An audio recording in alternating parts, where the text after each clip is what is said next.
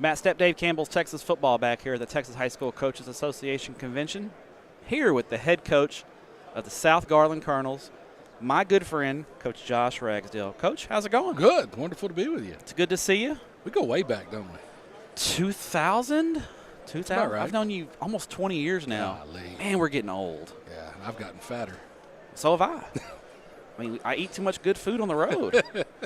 You know, that's just how it goes. That's just how it goes. So, coaching convention, you know, you're starting to become a veteran of these things. You've been around for a while. Being a head coach, you have a lot. I know you have a lot on your agenda when you come to THSCA. There's a lot of things you got to get off your plate and knock out with you and your staff. What are some of the things that you and your coaches kind of what's on your itinerary for the weekend? Well, you know, first and foremost, you know, I like the fact that the trainings that they're asking us to the mandatory trainings that they're offering here, which I think is great. It allows us an opportunity once we get back to campus to focus more on day-to-day operations and not have to worry about getting certifications in. But, you know, the big thing about this is really just the hanging out with one another. We're about to spend a lot of time with each other. And so one thing we try to do when we're down here is you know, we learn football, we go and learn the things we need to learn, but then when we're out having fun, let's not talk about football because we're about to focus on football for a long time. And we just want to make sure that, you know, we're so much like family that we want to have fun before the grind really begins because then it gets tough. It gets tough to find time to get to go hang out and go have dinner together. So we try to take advantage of those opportunities here. And luckily, Garland ISD does a good job and really pushes for the coaches to come to the clinic and does a good job of supporting us to come. But that's the biggest thing is, number one, learn. Number two, you know, see guys that you haven't seen in a long time. But the big thing is have fun as a staff because we're about to get to work together. And it's a family event now. I mean, especially in San Antonio, there's a lot of things. You know, San Antonio is a great place to have it. A lot of stuff, family activities going on. And I know you brought the whole family down. It's, you know, Max and I noticed yesterday the number of families, not just coaches that are here, but families. And THSCA, has really tried to promote that as well, right? You know, yes. And you know, my son's going to grow up. This is all he's ever going to know is every year he's going to come to this clinic and his birthday falls around the same time, so it's like, happy birthday, let's go to coaching school. But, yeah, you know, there's so much more to offer in San Antonio. I love it when it's here.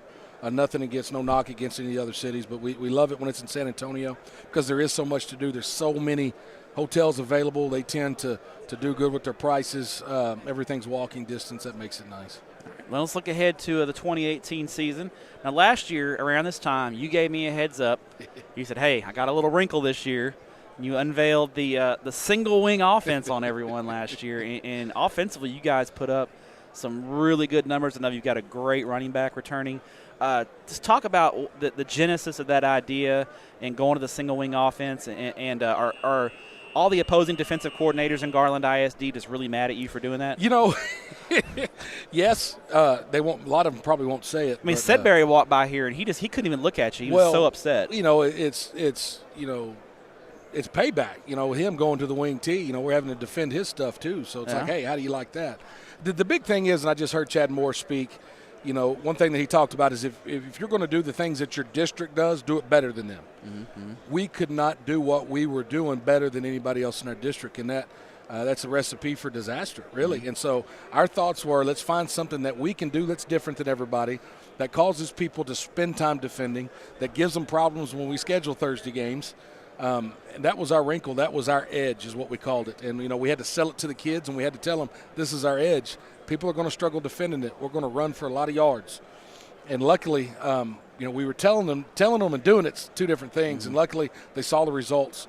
It's a pretty neat story. Bobby Anderson, I don't know if you remember that name. Bobby Anderson coached he was in Permian. He was a 7th grade football coach for me in Forney. He became a middle school coach to retire. He stopped coaching about 3 years ago, so he kept going forever. Single wing guy. My first day at South, he came in, hey, single wing, look, you need to do this. I just listened to him. Learned it, but listened to him.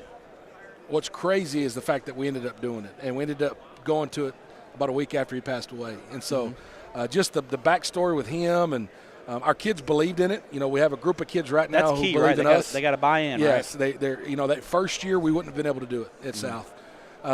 Year 2, the kids believed in us a little more. We were able to do it because it's different. It's different than anything they've ever done. It's kind of disguised because you're still in shotgun, so it looks like you're still kind of spreading it, but you're not. But the big thing is the kids believed. And the first time they had some success doing it, then they were really all in. So this year it should be exciting. And on paper, you guys look like you're poised to take a step forward. You got a lot of veterans back. And I know you've been going through the hallways. You got a few kids out of the hallway this upcoming season. I know you've made some tweaks on the defensive side of the ball. How excited are you for the season, and how confident in your kids are you that you guys can take a step forward this year? In year 3, and really we developed a 3-year plan. I'm not patient. I wanted it to happen year 1, but we had to be realistic and put a 3-year plan together. The kids are excited. The coaches are excited. We hired a new defensive coordinator who's very knowledgeable, good friend of mine, Kyle Abshire, who a short time in the spring got the defense playing lights out, playing hard, playing tough. That's what we were missing a year ago. We were scoring a lot of points, but we just weren't playing very hard defensively. And so good summer. Kids are showing up every day in summer workouts, which is not easy to do. Yeah. And kind of another backstory, 6 years ago, South Garland wasn't doing summer workouts. I think it might have been 6 years ago.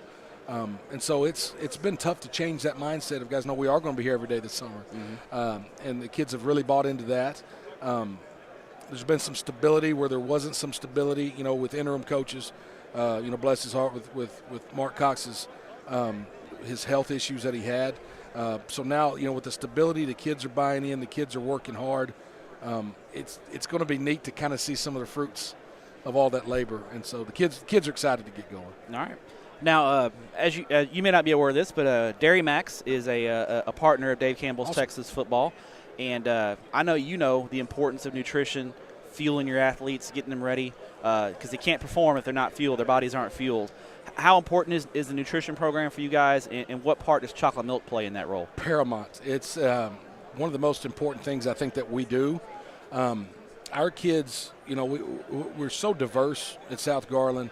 We have some kids that we don't know are eating breakfast, lunch, or dinner unless they're eating at school. Some that are eating buffets. You never know.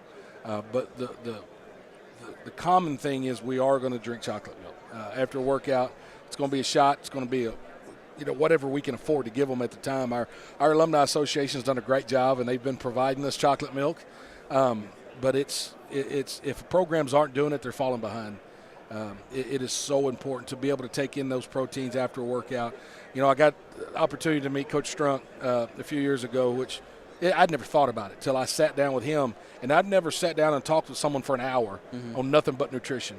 And I loved it so much that I asked him to come to Adamson at the time. He came from Lubbock. Yeah, Lubbock High, yeah. And came and spoke to a group of coaches just about nutrition and how important that is. And I didn't realize how important it was until he kind of opened my eyes to that. And so our kids love it. Of course, they love the fact they're being given something to drink, obviously. I mean, who doesn't love chocolate milk, right? I mean, come on, bring me some chocolate milk now. I'll take it. I've got one kid, though, that always asks for regular milk. And, all I think about is Anchorman.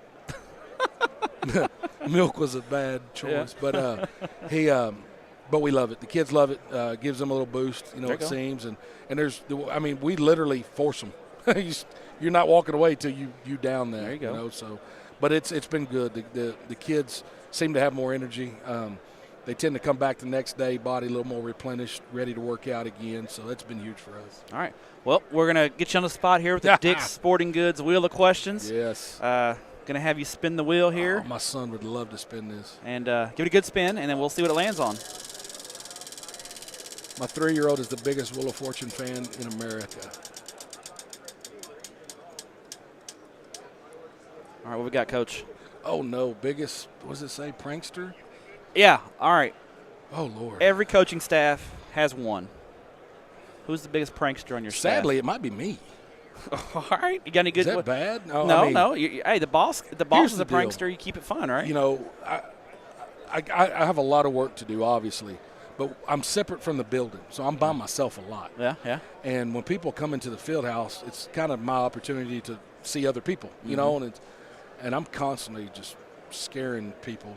So you like to scare people. You like to hide behind. I've been in your field house, and there are some tight corners. I have about 30 videos that I'll start putting them out one by one and seeing them jump and throw stuff. Matt.step@texasfootball.com. I got you.